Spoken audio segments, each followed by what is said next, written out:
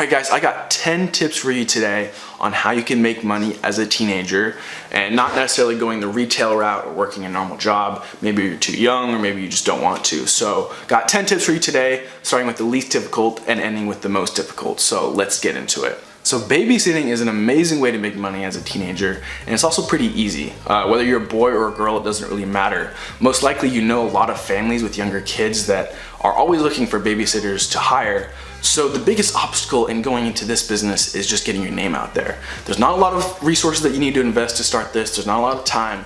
It's just marketing. Efficiently getting your name out there is what's gonna set you apart from the other people in this business. So car washes are a really great way to make money as a teenager. And the thing that I love about this business model is you essentially make your customers come to you without having to do a lot of work if you set it up correctly. So what I suggest doing is setting it up in front of your house, maybe on your street or cul-de-sac or whatever, and flag your neighbors as they come by and offer a low cost, fair price. And when you combine that low cost with the convenience factor of just being on your street, you'll be able to bring in a lot of customers. So artwork is a really great way to make money as a teenager if you are skilled in it. If you are skilled in it, it's great to do some painting, drawing, customized artwork on like shoes and stuff like that for people. It's a great way to show your friends what you can do something that you enjoy and make a little money on the side. So selling snacks at sports games is a really great way to make money. It's a little more complicated though, but this is something that I did as a kid. So what I would do is I would go to the supermarket with my parents, Costco in particular, and so I'd buy a bunch of snacks in bulk for a low price. So I bought like chips, soda, Gatorade, gum, sunflower seeds, whatever. And I agreed to pay my parents back with the revenue I made from this business. So what I would do is I put all the snacks in a little cooler and I would go to this sports complex near my house in the summertime, and there'd be like 4 or 5 baseball fields and like 3 or 4 football fields. And so there's like a ton of different games going on. And obviously there's lots of parents out there, it's a hot day. And so I'd go from person to person and just, use salesmanship skills and just sell them on the products I had. And one thing that I did was offer them at a lower price than a little snack mart that was in the complex. And so I made up with the amount of stuff I sold, so in volume. But, so that's a little more complicated, but the payoff was pretty good. I think I was making like $100 a week, which is pretty good for a teenager. So landscaping is an amazing way to make money. It has a really good payoff and it's really scalable, but it has a pretty high barrier to entry, meaning there's a lot of big professional companies that do this, and they've been doing it for a lot of people for a long time. So it's hard to break into this business, but if you start on a small scale, and with just a few of your friends, just do it for your neighbors, you can start to slowly expand and just keep putting your name out there, put flyers on people's doors and make business cards and just start putting your name out there. You'll start to get more recognized and business will slowly start to pick up. So that's a great way to make money, but just requires a little bit more planning. Tutoring. Tutoring is an amazing way to make money if you are so gifted in a particular area of academics. I was not personally, but if you are, don't let that talent go to waste. There's always people who are struggling with the subject, so all you have to do is find them and sell yourself. Say, I can help you get this grade at this price in this amount of time. And as you do this with more and more people, they'll start telling their friends as they succeed, and word of mouth is the best way to market yourself, and it's absolutely free. So tutoring is awesome if you are so inclined.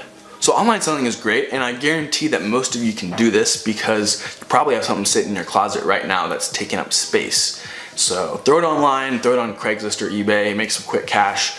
But one piggyback on that idea is consistent online selling. So this kind of has to do more with like the shoe and fashion industry. So if you're really into shoes, you're really into fashion, some of the more elite brands will have launches. So they'll launch certain products at certain times of the year, and they'll only sell a certain amount of units. So if you buy 3, 4, 5 of those units and then resell them after they become unavailable, you can sell them for a pretty good profit. But that takes a little bit more know-how in the industry, but if you're passionate about that, it's a great way to make some extra profit.